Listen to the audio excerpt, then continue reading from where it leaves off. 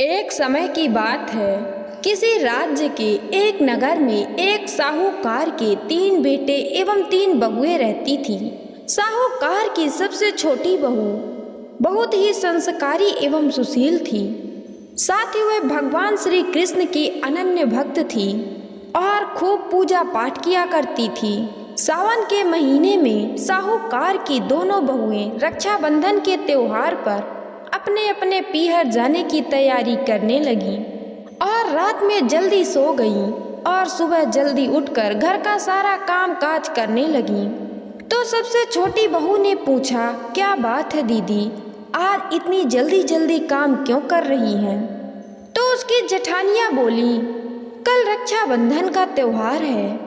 हम सभी को अपने अपने भाइयों को राखी बांधने अपने अपने पीहर जाना है। तेरा तो कोई भाई नहीं है, तू क्या जाने रक्षाबंधन के त्योहार का महत्व, भाई बहन के रिश्ते का महत्व। छोटी बहू को यह बात बहुत बुरी लगी और वह भगवान श्री कृष्ण के मूर्ति के समक्ष खड़ी होकर खूब रोने लगी और बोली, यदि मेरा कोई भाई होता तो आज मैं भी अपने पीहर जाती। अगले दिन रक्षाबंधन का त्योहार था। सुबह सुबह उसके घर उसके दूर के रिश्ते का एक भाई आया और आकर साहूकार से बोला, ये मेरी बहन है, मैं इसके दूर के रिश्ते का भाई हूँ और इसे रक्षाबंधन के त्योहार पर अपने साथ अपने घर ले जाने आया हूँ।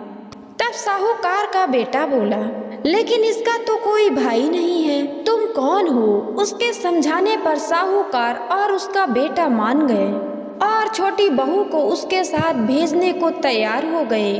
परंतु छोटी बहू के पति के मन में कुछ शंका थी और वह बोला, आप इसे तो ले जाइए, परंतु इसे वापस लेने में खुद आऊँगा। ऐसा कहकर उन्होंने छोटी बहू को उसके भाई के साथ भेज दिया। रास्ते में चलते चलते छोटी बहू ने अपने भाई से बोला, भैया तुम इतने सालों तक कहाँ थे और पहले मुझसे रक्षाबंधन पर कभी अपनी कलाई पर राखी बंधवाने क्यों नहीं आए? तब उसका भाई बोला, बहन मैं 7 समुंदर पार परदेश में कमाने गया था। अब वह दोनों अपने घर पहुँचे तो घर में भाभी ने अपने ननद का बहुत ही प्यार से स्वागत किया, खूब आव भगत करी। फिर उन्होंने रक्षाबंधन का त्योहार मनाया। इसी तरह हंसी खुशी समय बीत गया और एक दिन छोटी बहू का पति उसे लेने उसके घर आया। महल जैसा घर और शानो शौकत देखकर चकित रह गया। भैया और भाभी ने उसकी खूब आवभगत करी। अगले दिन सुबह सुबह भैया और भाभी ने उसे उसके घर के लिए विदा किया और विदा करते समय उसको खूब सोना चांदी हीरा जवाहरात आदि दिए। और थोड़ी दूर जाने पर छोटी बहू का पति बोला, अरे मैं गलती से अपना कुर्ता वहीं भूल आया हूँ। तब वह बोली, कोई बात नहीं, आपका कुर्ता तो पुराना था, इतनी दूर वापस जाएंगे तो घर पहुँचते पहुँचते अंधेरा हो जाएगा। लेकिन उसका पति बोला, नहीं मैं वापस जाकर अपना कुर्ता लेकर आता हूँ।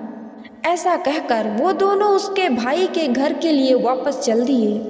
जैसे ही भाई के घर के पास पहुँचते हैं तो वहाँ उन्होंने देखा कि भाई के महल के समान घर की जगह एक पीपल का बड़ा सा पेड़ है और उस पेड़ पर छोटी बहू के पति का कुर्ता टंगा हुआ है। यह देखकर वह बहुत नाराज हुआ और अपनी पत्नी से बोला, ये क्या काला जादू है? कौन था वो जो तेरा भाई बनकर तुझे यहाँ लेकर आया था?